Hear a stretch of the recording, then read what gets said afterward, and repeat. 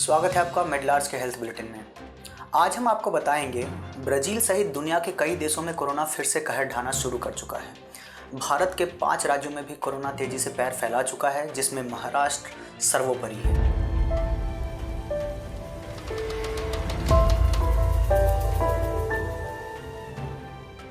Vaccine के बाद भी कोविड संक्रमण पर नियंत्रण नहीं पाया जा रहा है। WHO ने इस बाबत अलार्म बजा रहा है।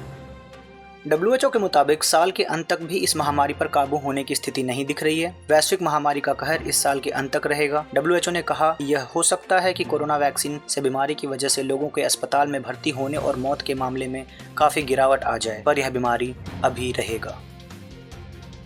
रेयान ने कहा कि WHO उन आंकड़ों को लेकर आश्वस्त है कि लाइसेंस प्राप्त कई टीके वायरस के विस्फोट को रोकने में मददगार साबित हो रहे हैं। उन्होंने कहा अगर टीके सिर्फ मौत और अस्पताल में भर्ती होने के मामले के असर डालने के अलावा बीमार के प्रसार को रोकने पर भी कामयाब होते हैं तो हम मान सकते हैं कि हम इस बीमारी को रोकने में आगे बढ़ रहे हैं।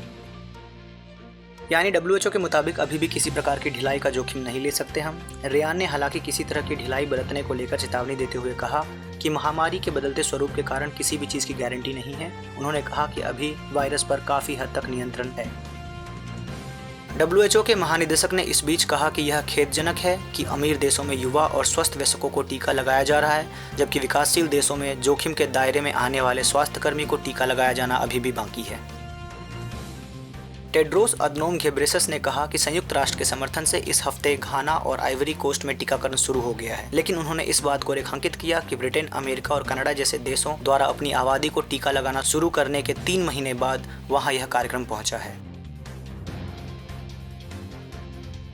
WHO ने कहा कि देशों की आपस में एक दूसरे से होड़ नहीं है, यह वायरस के खिलाफ साझी होड़ है। हम देशों को अपनी आबादी को टीका लगाने से नहीं रोकते हैं, हम सिर्फ इतना कह रहे हैं कि सभी देशों को हर जगह वायरस को दबाने के वैश्विक प्रयासों का हिस्सा बनना चाहिए। WHO की इस चेतावनी से अब हम सबको जागने का समय फिर से आ गया है। खास तौर पर जो लोग मास्क नहीं लगा रहे हैं, हैंड सैनिटाइजर का नज़रअंदाज कर रहे हैं और सोशल डिस्टेंसिंग का पालन नहीं कर रहे हैं, वे खुद के लिए, समाज के लिए, अपने देश के लिए और संपूर्ण मानवता के लिए मंडराते खतरे में साझेदारी कर रहे हैं। इसलिए हो जाइए सावधान और निभाइए अपने कर्तव्यों को, ताकि कोविड से सुरक्षा हम सब की सुनिश्चित हो सके।